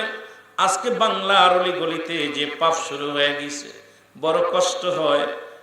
সন্তান বাবার কাছে নিরাপত্তা নাই, মুসলমান বিটার বউ শ্বশুরের কাছে নিরাপত্তা নাই। আজকে দেখি পৃথিবীর মধ্যে বোন ভাইয়ের কাছে নিরাপত্তা নাই, ভাইয়ের সম্পদ নষ্ট, আমানত নষ্ট। আজকে 1 নম্বর কিয়ামতের ময়দানে প্রতিটা মানুষ ধরা পড়ে যাবে। আমানতের খেয়ানতদারী মহিলা, আমানতের খেয়ানতদারী পুরুষ ইয়াউমাল কিয়ামতের ময়দানে আল্লাহর আদালতে জবাব দিতে পারবে না। এই পাপাচার ভাইরা শুনে নেন। এ মুসলমান, রাসূল বলে গেছেন আমার দেশে এখন অনেক ভণ্ড ইমাম মেহেদী আগমন করেছে। রাসূল আগমন, ও মুসলমান, আমরা অনেকেই শেষ নবী বলে দাবি করে ফেলেছি। 39 জন ভণ্ড নবীর আগমন ঘটেছে, 39 জন ইমাম মেহেদীর আগমন ঘটেছে। ইমাম মেহেদী বাংলাদেশে আইতো না। ইমাম মেহেদী কোনো বাংলাদেশে কোনো পীরের আওলাদের মধ্যে আসবে না, কোনো গোত্রের মধ্যে আসবে না। পৃথিবীর মধ্যে যদি বাংলাদেশের কোনো আলেম যদি বলে আমি ইমাম মেহেদী, তার জুতা পিটা করলে নেকি হবে। কারণ বাংলার জমিনে কোনো গোত্রের মধ্যে ইমাম মেহেদী আলাইহিস সালাম আইব না। জোরে জোরে চিল্লায় বলা যাবে না মারহাবা? বাংলাদেশে এখন অধিকাংশ জায়গায় ইমাম মেহেদী বলে দাবি করে ফেলতেছে, আমরা বংশে ইমাম মেহেদী আসবে, আমার পীরের মধ্যে বংশ ইমাম মেহেদী আসবে। ভণ্ড, প্রতারক, রাসূলের কথাগুলো অস্বীকার করে। রাসূল বলছে ইমাম মেহেদীর পরিচয়, সাহাবা ইকরাম বলে ইয়া রাসূলুল্লাহ, ইয়া হাবিবাল্লাহ, ইমাম মেহেদীকে চিনার উপায় আমাদের বলে দেন। নবীজি বললেন ইমাম মেহেদীর 1 নম্বর গঠন হবে, বাবার নাম, মার নাম, সব কিছু বললেন। নবীজি বললেন তার চেহারা হবে শ্যামলা বর্ণ, গঠনটা হবে মাঝারি, না লম্বা না খাটো, মাথার চুলগুলো হবে কুকরানো মুকরানো, এই বুরুটা থাকবে টানা বুরু, কানের ভিতরে থাকবে লম্বা লম্বা পশম, এই গর্দানটা হবে সিংহ পুরুষের মতো। রাসূল বলে গেছেন, সব বিবরণগুলো বলে গেছেন। রাসূল বলছে সে যখন ঠিক থাকবে তুতলা, যখন কথা বলতে যাবে তখন এই উরুতের মধ্যে জোরে জোরে থাবা মারবে। মুসলমান শুনে নেন গভীর মনোযোগ। ইমাম মেহেদী আলাইহিস সালাম মুসলমান শুনে নাও, এত নমনীয় এত বিনয় হবে, মাটির উপরে দিয়ে যখন চলাচলতি করবে মাটিতে আঘাত পাবে, মাটিতে ব্যথা পাবে। এই জন্য এত মোটা এত মানুষটা যখন রাস্তা দিয়ে চলবে মাটিতে যেন টের পাবে না, এমন ভাবে চলাচলতি করবে। 40 বছরে যখন তার বয়স হবে তখন ইমাম মেহেদী আলাইহিস সালামের প্রকাশ পাবে। জোরে জোরে চিল্লায়া বলা যাবে না সুবহানাল্লাহ, আর একটু জোরে জোরে চিল্লায়া বলা যাবে না আল্লাহু আকবার। মদিনায় যাইতে পারলাম না, মদিনা দেখতে পারলাম না। পৃথিবীর মধ্যে আমার আল্লাহ তাআলা আদম নবী থেকে শুরু করে আখিরি নবী রাহমাতুল লিল আলামিন যত পয়গম্বর দুনিয়ার মধ্যে আগমন করলো, একে একে সবাই বিদায় নিয়ে গেছে, আমার ডাক এসে যাবে। কত রাজা, কত বাদশাহ, ফিরআউন, নমরুদ, কারণ যারা পৃথিবীর মধ্যে খোদাই দাবি করলো তারা আজকে দুনিয়ার মধ্যে নাই।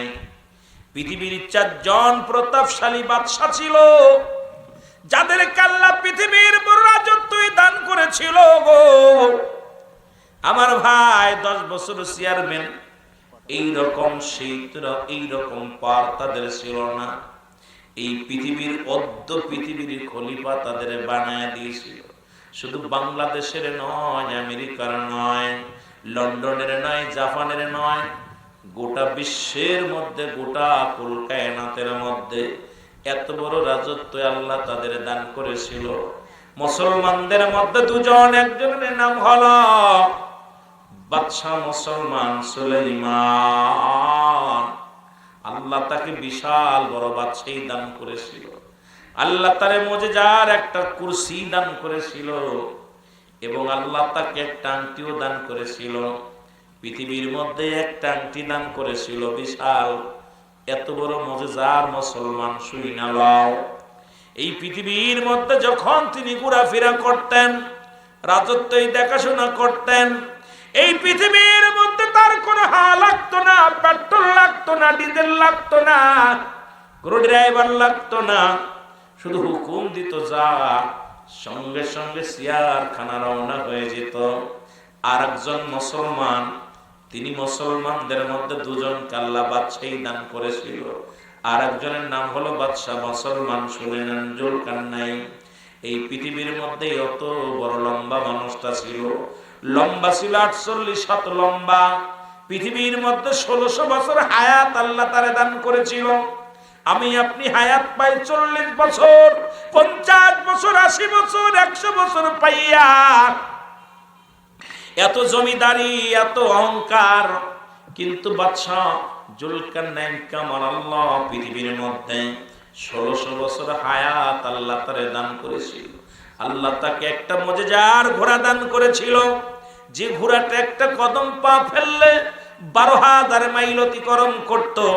যারা মক্কা মদিনায় গেছেন, রাসূলুল্লাহর রওজা জিয়ারত করতে গেছেন, মক্কা থেকে মুসলমান শুনে নেন, ওই মদিনা থেকে উত্তরের দিকে একটা মহকামা, এই মহকামাটা আলেকজান্দ্রিয়া স্মৃতিশহর বলা হয়।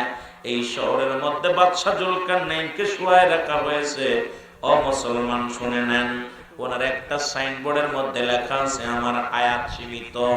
আমি আগে যদি জানতাম আমার হায়াত সীমিত, জীবনেও দুনিয়ার প্রেমে পড়তাম না, এত বড় রাজত্বের চিন্তা করতাম না, সব ছেড়ে দিয়ে আমি আল্লাহর নামে পাগল হয়ে যেতাম। মাত্র 1600 বছর হায়াত নিয়ে এ দুনিয়ার মধ্যে এত আমল করিয়াও তার তৃপ্তি মেটে নাই। আমি আপনি হায়াত 40 বছর, 50 বছর যদি হই মেম্বার, চিন্তা করে করি চেয়ারম্যান হলে ভালো হতো, চেয়ারম্যান হইলে মনে করি মুসলমান শুনে নেন, এমপি হইলে ভালো হতো, এমপি হইলে মনে করে মন্ত্রী হইলে ভালো হতো, মন্ত্রী হইলে মনে করে প্রধানমন্ত্রী হইলে ভালো হতো, প্রধানমন্ত্রী হইলে মনে করে আজীবন না মরলেই ভালো হতো। এই 40 বছরের জিন্দেগির মধ্যে কত অন্যায় করি, মরণের চিন্তা করি না। এই বাদশা মুসলমান শুধু তাই নয়, এবং মুসলমানদের মধ্যে দুজন, কাফেরদের মধ্যে দুজন, এই দুজনের একজনের নাম ছিল মুসলমান, শুনে নেন, একজনের নাম ছিল নমরুদ বাদশা, আর একজনের নাম ছিল বুখতানসর। এই পৃথিবীর মধ্যে আল্লাহ 4 জনকে প্রতাপশালী বাদশা বানাইয়া এই দুনিয়ার মধ্যে দিয়ে দিলেন। আমার মাবুদ বললেন, দুনিয়ার মানুষ শোনো, আমি যে তোমাদের দুনিয়ার মধ্যে পাঠাইলাম ইবাদত বন্দেগী করার জন্য, আমার গোলামি করার জন্য। দেখি কে মানে কে মানে না। দেখা যায় রাজত্ব পাইয়া ওই ফিরআউন নমরুদের মতো তারা খোদাই দাবি করেছিল। আজকে এত আল্লাহ পাক আপনাকে আমাকে এত কিছু দেওয়ার পরও নাফরমানি বন্ধ হয় না, অন্যায় বন্ধ হয় না। আল্লাহ আমাদের গুনাহ মাফ করে দেন, জীবনের জিন্দেগির গুনাহগুলো সব মাফ করে দেন। জোরে জোরে চিল্লায়া বলেন আমিন। একমাত্র নবী যিনি জীবিত অবস্থায় জান্নাতের মধ্যে আছে, মারহাবা বলেন মারহাবা।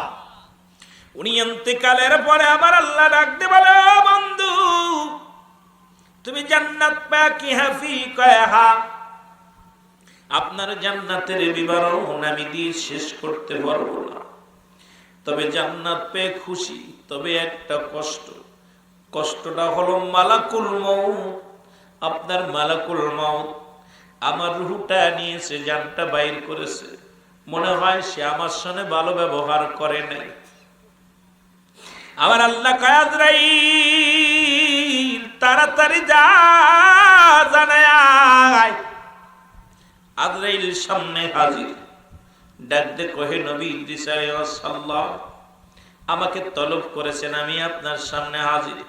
আজরাইল রে, আমার মৃত্যুটা কেমনে হয়েছে একটু জানতে চাই, তুমি আমার রূহটা কেমনে বাইর করেছো একটু বলো। বলো, হুজুর, পৃথিবীর মধ্যে আমি সবার রূহটা বাইর করার জন্য জমিনের মধ্যে আসি না, একমাত্র ইমানদারের রূহটা বাইর করার জন্য জমিনের মধ্যে আসি। আসমানে থাকে আমার মাথা, জমিনে থাকে আমার পা। আমি এত বড় দানব, পৃথিবীর সমস্ত পানি যদি আমার মাথায় ঢেলে দেওয়া হয়, একটু পানি জমিনের মধ্যে গড়ায়া পড়বে না। আল্লাহ, কতটুকু মানুষ, দেহটা কত বড়, সমস্ত পানি যদি তার মাথায় ঢেলে দেওয়া হয়, একটু পানি গড়ায়া জমিনের মধ্যে পড়বে না। এত বড় দানব। আল্লাহু আকবার বলেন।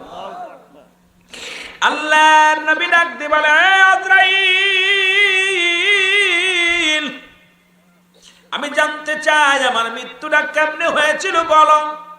বলে, হুজুর, আপনার রূহটা বাইর করেছি মায়ের বুকে দুধ খাইতে খাইতে সন্তান যেমন ঘুমায়া যায়, তদ্রূপ আপনার রূহটা বাইর করা হয়েছে। ইদ্রিস আলাইহিস সালাম ডাক দিয়ে বলে, আজরাইল,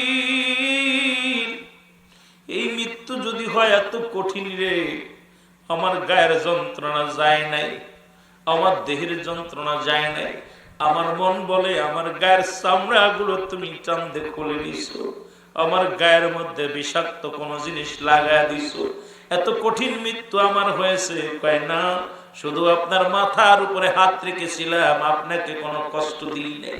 এ মুসলমান, তাহলে বোঝা যায় এই মৃত্যুর পেয়ালা পান কর্তব্যের মধ্যে কোনো সন্দেহ নাই, পালানোর কোনো জায়গা নাই, পালানোর কোনো রাস্তা নাই, পালানোর কোনো ব্যবস্থা নাই।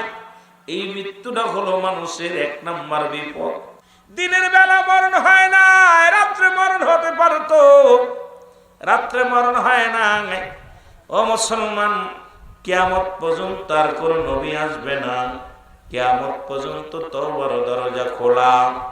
সুতরাং যখনই বসবেন বেশি বেশি করে তওবা করবেন। আমরা শুধু সগীরা গুনাহ করি না, পদে পদে করেছি কবিরা গুনাহ। এর নামাজ ছেড়ে দেয়া কবিরা গুনাহ, নামাজ ছেড়ে দেয়া কবিরা গুনাহ, মিথ্যা বলা কবিরা গুনাহ, বেগানা মহিলার সঙ্গে দেখা দিয়া কবিরা গুনাহ, বেগানা পুরুষের সঙ্গে দেখা দিয়া কবিরা গুনাহ। কম করে কল্যাণে মুসলমান, যাদের সঙ্গে দেখা দিয়া জায়েজ তাদের সঙ্গে বিয়ে করা হারাম, যাদের সঙ্গে দেখা দিয়া হারাম তাদের সঙ্গে মুসলমান গভীর মনোযোগ, বিয়ে করা জায়েজ। এই দুনিয়ার মধ্যে আমাদের বোঝার দরকার। আস্তে আস্তে আলোচনায় যাব, ধীরে ধীরে আলোচনায় যাব। এই বেগানা পৃথিবীর মধ্যে বেগানা পুরুষের চেহারা দেখা হারাম, বেগানা মহিলার চেহারা দেখা হারাম। এত গুনাহ করছো, কত গুনাহ করলা, দাড়িগুলো পাক ধরে দিছে, কখন যেন মালাকুল মউত চলে আসে। একটা পা কিন্তু কবরে চলে গেছে। এখনো চরিত্র পরিবর্তন হয় নাই, এখন আমাদের কালচার পরিবর্তন হয় নাই। ও মুসলমান শুনে নাও, দিলের কান্ডা লাগা শুনে নাও। আল্লামা কুতুবী রাহমাতুল্লাহ বয়ান করে, বান্দা শোনো, এই দুনিয়ার মধ্যে এত গুনাহ করলাম, এই গুনাহগুলো মাফ করাইতে যদি চাও, পৃথিবীর মধ্যে যদি কোথাও শুনতে পাও রিয়াজুল জান্নাহ, বেহেশতের বাগান, ওই জান্নাতের বাগান খানা আঁকড়ে ধরে কবরের ভয়ে, জাহান্নামের ভয়ে, ও মুসলমান শুনে নাও, জান্নাতের আশায় বান্দা যখন খাস্তবা করে আল্লাহ বলে ডাক দেয়, জাহান্নামের ভয়ে বান্দা যখন চোখের পানিগুলো টাস করে জমিনের মধ্যে ফেলে দেয়, আল্লাহ আমার জীবনের শেষ মাহফিল, আল্লাহ জীবনের শেষ রাত, আল্লাহ জীবনের শেষ সময়, বান্দা যখন চোখের পানিগুলো ছেড়ে দেয় রে, সঙ্গে সঙ্গে আমার আল্লাহ তাআলা ওই বান্দার জীবনের কবিরা গুনাহগুলো মাফ করে দেয়। জোরে জোরে চিল্লায় বলা যাবে না মারহাবা, আর একটু জোরে জোরে চিল্লায় বলা যাবে না আল্লাহু আকবার। এর কত গুনাহ করছি গো মাওলা জীবনে, বলেন কত গুনাহ করছি রে আল্লাহ জীবনে, মাফ করে দেন মাহফিলের খাতিরে। মুফতি আমজাদ আলী সাহেব একটা কিতাব লেখলেন, কিতাবের নাম্বার শরিয়াত। এই কিতাবের মাধ্যমে লিখতে যায় বললেন, দুনিয়ার মানুষ শোনো, যদি কোনো মানুষের সাধারণ মৃত্যু হয়, এই যে মাঠে ঘাটে যায় বেহুশ হয়ে মারা যায়, রাতের ঘরে মারা যায়, স্ট্রোক করে মারা যায়, খানা খাইতে যে মারা যায়, আমরা মনে করি সুন্দর মরণ হয়েছে। লম্বা আলোচনা, আমাকে কয়েকটা বিষয়ের উপরে কথা বলতে বলেছে। এ মুসলমান, একটু কবরের বিষয়, মরণের বিষয় এবং পিতামাতার বিষয়ে কথা বলতে বলেছে। দেখা যাক কত দূর আগানো যায়। যে কথাগুলো দিলের কান্ডা লাগায় শুনে নাও। এই মানুষ মনে করি সবচেয়ে যে সহজ মৃত্যু হলো, পৃথিবীর মধ্যে ইমানদারের মৃত্যু হয়। একটা আটা গোলাইয়া খামির বানাইয়া এর ভিতরে যদি একটা চুল পড়ে, ওই চুলটা টান দিলে যেমন অনাসে বাইর হয়ে যায়। ওই একটা কথা বুঝাইলে আপনাদের এলাকায় অনেক দুধ জাল দেওয়া হয়, দুধের সরটা যেমন টান দিল না সে এক পাশ থেকে আর এক পাশে চলে যায়। ইমানদারের মৃত্যুটা হয় এমনি, যাদের জন্য আল্লাহ রেখে দিছে একটা নয়, দুটি না, 8টা জান্নাত। আল্লাহ বলেন, বিসমিল্লাহির রাহমানির রাহিম, উইদ্দাত লিল মুমিনিন। আল্লাহ কয় মুমিনদের জন্য, মুত্তাকিনদের জন্য আমি আল্লাহ প্রস্তুতি রাখছি 8টা জান্নাত। একটা নয়, দুটি নয়, ইমানদারদের জন্য, মুমিনের জন্য, আল্লাহ ওয়ালাদের জন্য একটা নয়, দুটি নয়, 8টা জান্নাত। ও প্রস্তুতি করে রাখছে আমার আল্লাহ। এই ইমানদারের মৃত্যুটা কত সহজ হয়। এই মৃত্যুটা আল্লামা মুফতি আমজাদ আলী সাহেব কিতাব লেখেন বাহারে শরিয়াত। এই কিতাবের মধ্যে লিখতে যা বললেন, দুনিয়ার মানুষ শোনো, ওই সহজ মৃত্যুটা হলো 70টা তাজা উটের গায়ের চামড়া জবাই না করিয়া উল্টো দিকে টান দিয়া লবণ আর মরিচ লাগা দিয়ে যতটুকু যন্ত্রণা হয়, এই মৃত্যুটা সবচাইতে সহজ মৃত্যু গো, সবচাইতে সহজ মৃত্যু। যদি এত কঠিন হয়, আমরা মরণের সময় অনেকে পায়খানা করে দিই, মরণের সময় অনেকের চোখ দুটি বড় বড় হয়ে যায়, মরণের সময় অনেকের জিহ্বা বাইর হয়ে যায়, প্রস্রাব করে দেড়টঙ্গ পড়ে যায়। কত মানুষের জানাজা পড়লা, কত মানুষের গোসল করাইলা, দেখলাম মরণের সময় চোখ দুটি আর বন্ধ হয় না, মরণের সময় জিহ্বাটা আর গালের মধ্যে দেওয়া যায় না, কান দিয়ে রক্ত বেরোয়, নাক দিয়ে রক্ত বাইর হয়ে যায়, পায়খানা প্রস্রাবের রাস্তা দিয়ে মুসলমান ময়লা বাইর হয়ে যায়। তাদের মৃত্যুটা কত কঠিন হয়। এই মরণের পেয়ালা পান করতে হবে, এর মধ্যে কোনো সন্দেহ নাই। জোরে জোরে চিল্লায় বলা যাবে না আল্লাহু আকবার।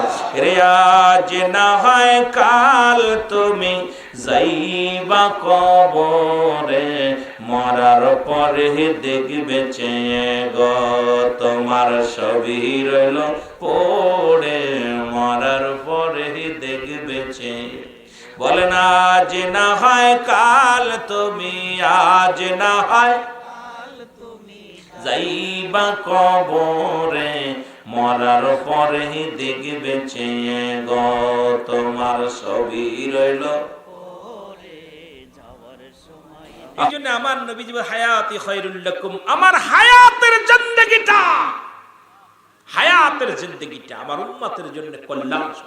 ওফাতি খায়রুল লাকুম, ওফাত নবী দুনিয়া থেকে বিদায় হয়ে গেছে, ও মামা হায়াতি খায়রুল লাকুম।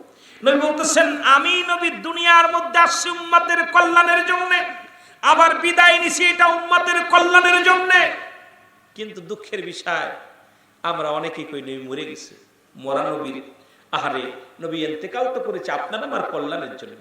এই উম্মতিরা, আমি দুনিয়ার জিন্দেগিটা তোমাদের মতো সংসার করেছি, তোমাদের মতো ছেলে মেয়ে ছিল, তোমাদের মতো বিবি বাচ্চা ছিল, শুধু তোমাদের কল্যাণের জন্য আমি আল্লাহ আমাকে দুনিয়ায় পাঠাইছে। আমি আসছি দুনিয়ায়, আমি ঘর সংসার করেছি, তোমাদের সঙ্গে কথাবার্তা বলেছি, শরিয়াত, তরিকত, হাকিকত, মারিফাত সব প্ল্যাটফর্ম আমি নবী শিক্ষা দিয়েছি আমার উম্মতিদের। এই জন্য আমি নবী দুনিয়ায় আগমনটা আমার উম্মতের কল্যাণ। সুবহানাল্লাহ বলেন। আবার আমি নবী বিদায় নিছি, এই আলেম ওলামা গভীর মনোযোগ, মরে গেছে। আরে আমরা মরে গেছি, মরা নবী। নবী কয় আমি ওফাত, আমার ওফাতটা আমার উম্মতের কল্যাণের জন্য, কারণ আমি নবী দুনিয়া থেকে বিদায় হয়ে গেছি আমার উম্মতের কল্যাণের জন্য। যদি কোনো উম্মত পৃথিবী, নবী কয় আমি পৃথিবী থেকে বিদায়টা হলো পৃথিবীর মধ্যে কোন উম্মত যখন ভালো কাজ করে, তখন আমি নবী আল্লাহর দরবারে প্রশংসা করি, আল্লাহ অমুক উম্মত নামাজ পড়ে, কোরআন শরীফ পড়ে, জিকির করে, ভালো কর্ম করে। যেমন আপনার ছেলে যদি ভালো কাজ করে, গ্রামের মানুষ প্রশংসা করে, আরে ছেলেটা তো ভালো, ফরেজগার, ভালো আল্লাহওয়ালা ব্যক্তি। ভালো একটা মেয়ে গেলে কয় মাটির মেয়ে, মেয়েটা কার রে, মেয়েটা তো একদম মাটির মানুষ, ঠিক কিনা? বালা মানুষের প্রশংসা করে। নবীও আল্লাহর কাছে প্রশংসা করে, আল্লাহ আমার অমুক উম্মত এত ভালো, নামাজ পড়ে, রোজা রাখে, জিকির করে, ভালো কাজ করে। আবার কোন উম্মত যখন গুনাহের কাজ করে, নবীজি বলতেছে সঙ্গে সঙ্গে আমি আল্লাহর কাছে ইস্তেগফার করি। যদি অন্যায় করে ছেলে মাফ চায় বাবায়, গভীর রাত্রে বাবায় যে কয় ভাইজান আমার সন্তান ভুল করছে, মাফ করে দেন। বাপ চেয়ারম্যান যায়, চেয়ারম্যানের কাছে জিগাইবেন, চেয়ারম্যান ভালো কইতে পারে। ইউনিয়নে যখন মারামারি বাঁধে, গোপনে যে চেয়ারম্যান মাফ চায়, আমার ছেলেটা অন্যায়, আমার গ্রামের ছেলেটা অন্যায় করে ফেলেছে, মাফ করে দেবে। তো অন্যায় করে ছেলে মাফ চায় বাবা, অন্যায় করে গ্রামের ছেলে মাফ চায় চেয়ারম্যান মেম্বার যায়। এমন নবীর উম্মত হইছি। আজকে যে একটু আগে আমার আগের ভাই আলোচনা করছে, আদম নবী শীশ আলাইহিস সালামের কাছে ওই দুই বাপ বেটার কথা বলতে, বাপ বেটার কথা বলতেছিল, মজার একটা আলোচনা করতেছিল। তারে ওই নবীর উম্মত হতে পেরে ধন্য। এ ভাই, আমার নবীজি অন্যায় করি আমি মাফ চাই আমার নবী, সেই নবীর উম্মত হয়ে আমরা খুশি না বেজার? খুশি। আরো জোরে বলেন খুশি না বেজার? আমিন বলেন, আমিন বলেন। সেই নবীর উম্মত হইয়া শুকরিয়া আদায় করা লাগবে। কারণ সব নবী আফসোস করছে, নবী না হইয়া যদি ওই নবীর উম্মত হতে পারতাম আমাদের জীবন সাকসেস হতো। আহা, এই নবীর উম্মতেরও অনেক পর, আপনাদেরও অনেক পর। কারণ অন্যান্য নবীরা দেখেন সারা জিন্দেগি বইরা যে ক্ষমা পায়নি, যে লাইলাতুল করাত, লাইলাতুল বরাত, এটা দেখেন মুসা আলাইহিস সালামের একটা কাহিনী আমার হঠাৎ করে মনে পড়ে গেল। মুসা আলাইহিস সালাম রাস্তাতে যাইতেছিল, হঠাৎ করে যাইতে যেতে দেখে একটা পাথর, আশ্চর্য পাথর। পাথরটা দেখে মুসা আলাইহিস সালাম, আল্লাহ এত বড় পাথর! কয় মুসা আলাইহিস সালাম, কয় তোমার হাতে কি? কয় লাঠি। কয় দাও একটা বাড়ি। বা হাতিদের মারছে একটা বাড়ি পাথরের মধ্যে, মারলে পরে পাথরটা দ্বিখণ্ডিত হয়ে গেছে, ভিতর থেকে এক দরবেশ বাইরে হয়ে গেছে। সুবহানাল্লাহ বলেন না? দরবেশ বাইরে, আপনি গেলেন কেন, খাইলেন কেন? দেখে ভিতরটা জায়নামাজ বিছানো। এই জায়নামাজের মধ্যে বইয়া তাসবিহ বইয়া টিপতেছে। কয় বছর? আমি 50 বছর বইয়ের ভিতরে। সুবহানাল্লাহ বলেন না? কত বছর? 50 বছর বা 500 বছর আমি এর ভিতরে আছি, যে 400 বছর, মানে মতান্তরে যে যেটা অনেকে এক একটা হইতে পারে, হয়তো আবার অনেকে এক একটা বিষয় বলতে পারে, যে কয়দিন থাকলাম এর মধ্যে। কয় কি এর মধ্যে এত আমল করতেছো? আল্লাহ তোমার এই আবেদ বান্দার মতো এত বড় আমলদারি আমি আর দেখিনি আমার রাজ্যে। আমি এই লোকটা খুব বুজুর্গ। আমার আল্লাহ কয় মুসারে তুমি জানো আরে এর কয়দিন আমল 500 বা 50 400 বছর ধরে আমল করেছে। আরে আমি এমন একজন নবী পাঠাইব, সেই নবীর উম্মতের আমলের কথা শোনো। মাত্র একটা রাত, কয়টা রাত? একটা রাত তার জীবনে এসে যাবে এরকম হাজার হাজার হাজার হাজার রাত, হাজার হাজার দিনের চাইতে উত্তম হবে। আর জোরে কইবেন, নাচতে কইবেন ওরে, সেই নবীর উম্মত আমরা, সেই নবীর উম্মত। তখন মুসা আলাইহিস সালাম বলতে, আল্লাহ আমি নবী না হইয়া যদি ওই নবীর উম্মত হতে পারতাম জীবনটা ধন্য হতো। কারণ এমন নবী যে তার উম্মতের এত পাওয়ার, যে একটা রাত জাগবে, একটা রাত জাগবে, যে একটা রাত জেগে আমল করবে, সেই রাতটা যদি পেয়ে যায় আপনি তওবা করবেন। আদম আলাইহিস সালাম নিজে ভুল করেছে, রব্বানা যালামনা, হে আমার রব, হে আমার প্রতিপালক, আমার তুমি ক্ষমা করে দাও, জালিমদের অন্তর্ভুক্ত হয়ে গেছি। পড়েন না, রব্বানা যালামনা আনফুসানা ওয়া ইল্লাম তাগফির লানা ওয়া তারহামনা লানাকুনান্না মিনাল খাসিরিন।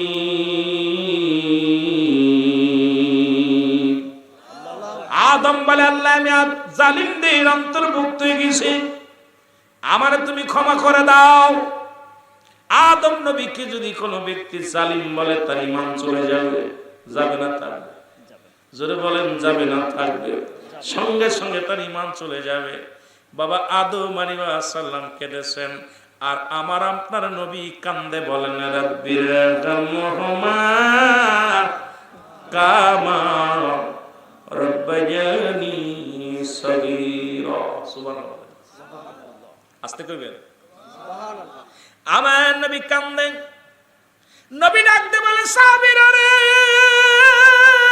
আমি এমন একটা আমল তোমাদের শেখায় দেব গো, তোমরা কাউকে কবুলাদের সব পাইতে চাও। ইয়া রাসূলুল্লাহ, ইয়া হাবিবাল্লাহ, কে বা না চায়?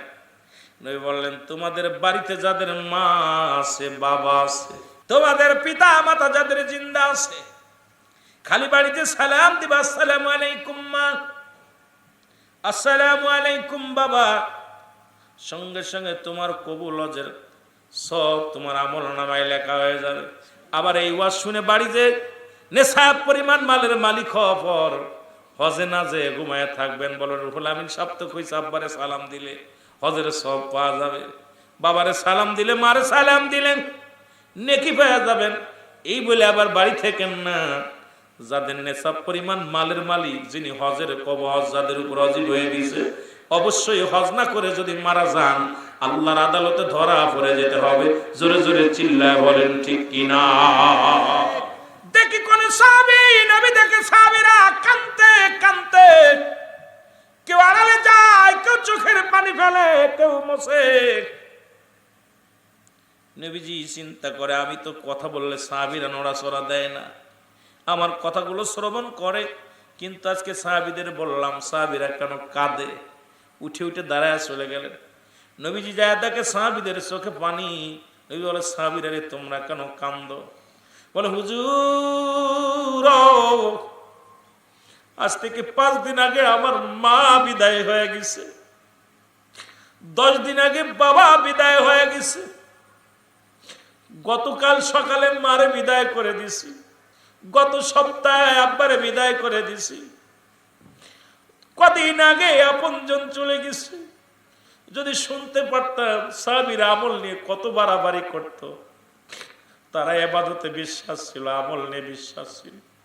তেরেমের বাহাদুরি করতো না। তারা কোনভাবে কোনটা করলে আমল বেশি হবে, কোনটা করলে নাজাত পাওয়া যাবে, কোন কাজটা করলে নবী খুশি হবে, কোন কাজটা করলে আল্লাহ খুশি হবে, এটাই তাদের ছিল চিন্তা, এটাই ছিল তাদের ধারণা, এটাই ছিল তাদের মনের আশা। আমার নবী কয় সাহাবীরা রে, তোরা কেন কান্দিস? বলে নবী গো, এত বড় নিয়ামত থেকে বঞ্চিত হইলাম। যদি 2টা দিন আগে জানতে পারতাম এত বড় নিয়ামত হারাইতে পারতাম না। কত বড় নিয়ামত হারায় ফেলছি। আমার নবী কয় সাহাবীরা রে, আমার মতো তোরা কি এতিম? আমি নবীর মা নাই, আমি নবীর বাবা নাই। আমি নবী যখন মাত্র 6 মাস আমি মায়ের কোলে, মায়ের গর্ভে, আব্বাকে হারাইলাম। যখন আমি 6 বছর বয়স মাকে হারাইলাম। 6 বছর 6 মাস যখন বয়স দাদা আব্দুল মুত্তালিবরে হারাইলাম। আমার মতো এমন এতিম তো তোরা না, আমার মতো এমন এতিম তোরা না। আমার আল্লাহ ডাক দেওয়ালা হাবিব রে, যাদের মা নাই, যাদের বাবা নাই, তাদের জন্য আমি নবীজি, ও নবী, আমি তাদের জন্য একটা ব্যবসা শিখাইয়া দিলাম। আপনি ওদেরকে বলে দেন তারা যেন মা বাবার জন্য এই দোয়া করে। এই জন্য ইন্তেকালের পরে প্রতিটা পিতা মাতার হক হলো 7টা। আপনার জন্য 7টা হক রেখে গেছে। নাম্বার 1 হলো তাদের জন্য মুসলমান মাগফিরাত কামনা করা। 2 নাম্বার তাদের জন্য সব পৌঁছানো। 1 নাম্বারই তাদের জন্য মাগফিরাত কামনা করা, 2 নাম্বারে তাদের জন্য সব পৌঁছানো। 3 মুসলমান শুনে নাও, 7 নম্বরে হলো পিতামাতার কবরটা সময় করে জিয়ারত করা। আমার আল্লাহ ডাক দে কয় হাবিব, যাদের চোখে পানি তাদেরকে আপনি বলে দেন, জিবরিল আমিন এসে জানায় দেয়, হাবিব আপনি পড়েন না রাব্বির হামহুমা কামা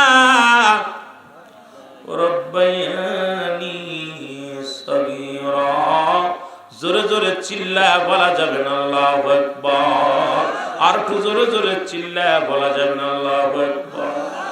ওগো মা, তুমি এই ধরনের শ্রেষ্ঠ নিয়ামত, তোমারই পদতলে রয়েছে জান্নাত। পিতামাতার সঙ্গে বেঈমানি করা যাবে না। আল্লাহর নবী সাহাবী হযরত আলকামা, আল্লাহু আকবার, আর একটু জোরে বলেন, আলকামার মৃত্যু সজ্জায় সজ্জিত গো। এ যুবকেরা শোনো, মৃত্যু সজ্জায় সজ্জিত, জান বাইর হয় না, মৃত্যু হয় না। রাসূলুল্লাহর কাছে সাহাবীরা দৌড়ে আসলেন, ইয়া রাসূলুল্লাহ, ইয়া হাবিবাল্লাহ, সর্বনাশ, কয় কি হয়েছে? আলকামা মৃত্যু যন্ত্রণায় জড়িত। আলকামার মৃত্যু হয় না, বড় কষ্ট হয়, মৃত্যু যন্ত্রণায় কান্দে। আমার নবী ডাকতে বলে, সাহাবীরা রে, দৌড়ে যাও,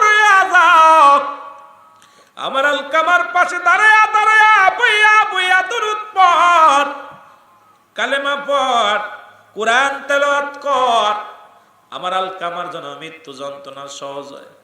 সাহাবীরা গেলেন, কিন্তু আলকামার রূহটা বাইর হয় না, আলকামা বড় কষ্ট পায়। রাসূলুল্লাহর কাছে সাহাবীরা এসে বলে, ইয়া রাসূলুল্লাহ, ইয়া হাবিবাল্লাহ, আমরা গিয়েছিলাম, অনেক দোয়া করলাম, অনেক কোরআন তেলাওয়াত করলাম, অনেক দোয়া করলাম, কিন্তু তার মৃত্যু হয় না, তার মৃত্যুর যন্ত্রণা ও লাঘব হয় না। নবীজি বললেন, সাহাবীরা রে, কি শুনাইলা?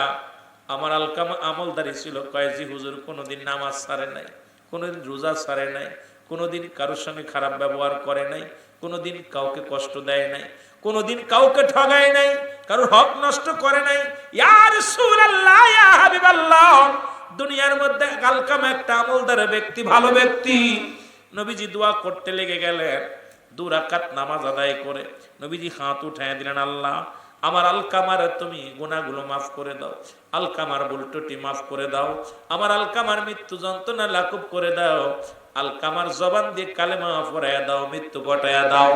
আমার আল্লাহ ডাকতে বলে, জিবরিল তাড়াতাড়ি যা, আমার হাবিবরে বল হাত নামায় নিতেন। আজকে আমি দোয়া কবুল করতে পারবো না, কারণ এই জগতের মধ্যে আমার হাবিব যার জন্য দোয়া করে তার জনম দুঃখিনী মা দুনিয়ার মধ্যে এখনো জিন্দা। যতক্ষণ পর্যন্ত মায়ে তাকে ক্ষমা না করবে আমি আল্লাহ তারে ক্ষমা করতে পারবো না। জোরে জোরে চিল্লায়া বলা যাবে না আল্লাহু আকবার। আল্লাহ নবীর কাছে জিবরিল আমিন খবর দেয়, ইয়া রাসূলুল্লাহ, ইয়া হাবিবাল্লাহ, নবী ও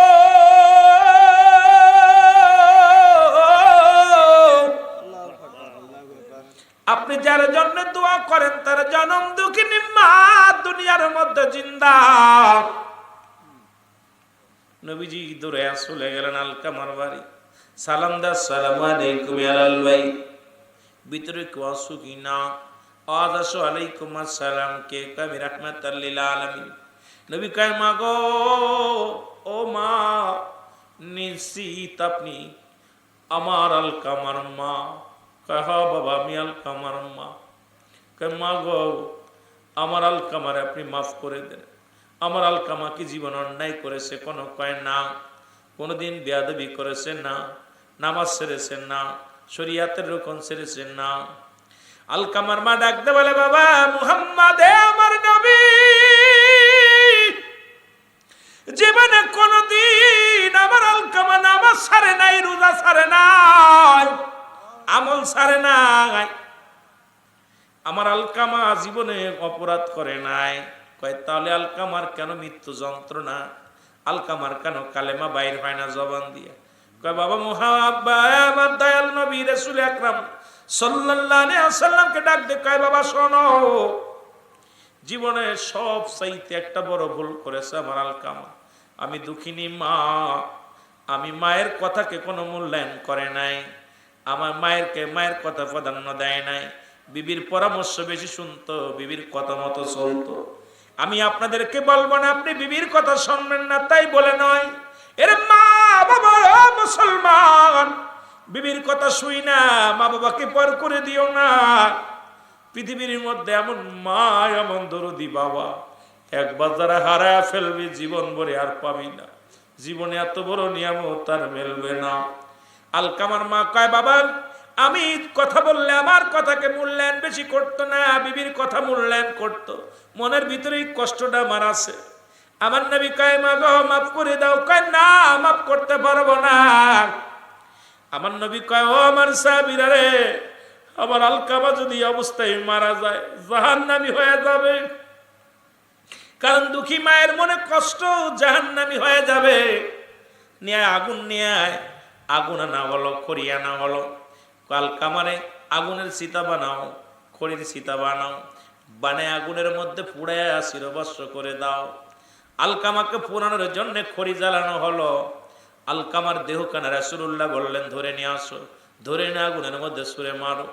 ইন্তেকালের পরেই তো জাহান্নামে ছুঁড়ে মারবে। ওর মা যেহেতু সন্তুষ্ট নয়, জাহান্নামে পুরায়া দাও। ঘরের ভিতর থেকে আলকামার মা দেখে কলিজার টুকরা সন্তানকে নিয়ে আগুনের দিকে যায়। মা একটা চিৎকার মেরে বলে, দয়াল নবী গো, মায়ার নবী গো, আমি দুঃখিনী মা বেঁচে থাকতে কলিজার টুকরা সন্তানের আগুনে পুরাইবে, আমি মা জীবনে মানতে পারবো না, জীবনে সইতে পারবো না। আমি আমার জীবনের যত দুঃখ ভুলে গেলাম, আমি আমার কলিজার টুকরা সন্তানের মাফ করে দিলাম। জোরে জোরে চিল্লায়া বলা যাবে না আল্লাহু আকবার। সঙ্গে সঙ্গে আলকামার জবান দিয়ে কালেমা বাইর হয়ে গেল, লা ইলাহা ইল্লাল্লাহু মুহাম্মাদুর রাসূলুল্লাহ সাল্লাল্লাহু আলাইহি ওয়াসাল্লাম। শুধু মা মাফ করার যে বাবা মাফ করে দিছি কইতে দেরি, কালেমা পড়তে দেরি নাই। এই জন্য আব্বা মা আমি আপনাদেরকে অনুরোধ করি, বাবা মার সঙ্গে নাফরমানি করেন না। বাবা মা যদি নামাজ দাঁড়াই গেছেন একমাত্র ফরজ ব্যতীত, নামাজে দাঁড়াইছেন, রুহুল আমিন কয়ে ডাক দিছে, দ্বিতীয় ডাক দেওয়ার সুযোগ দিয়েন না, দৌড়ায় যান মায়ের কাছে।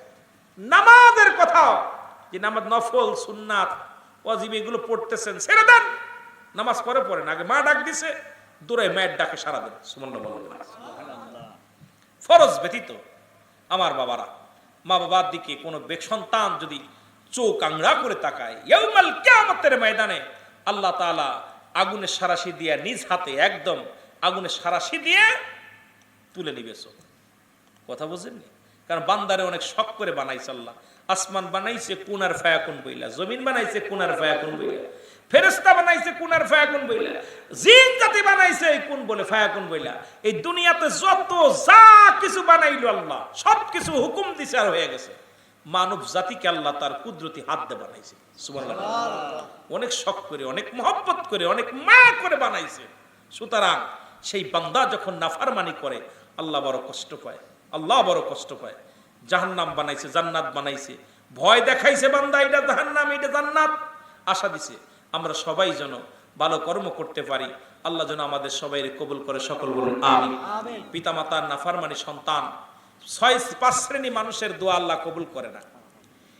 কিতাবে আছে 3 শ্রেণী, আবার কোন কিতাবে আছে 5 শ্রেণী। এই 5 শ্রেণী মানুষের হজ, যাকাত, কুরবানি, নামাজ, রোজা কোনো কিছুই কবুল হয় না। নাম্বার 1 হিংসুটে ব্যক্তি। নাম্বার 1 জোরে বলেন, এক নাম্বার, আরো জোরে মুখস্থ করেন আজকের ওয়াজ। কয় কি নাম্বার?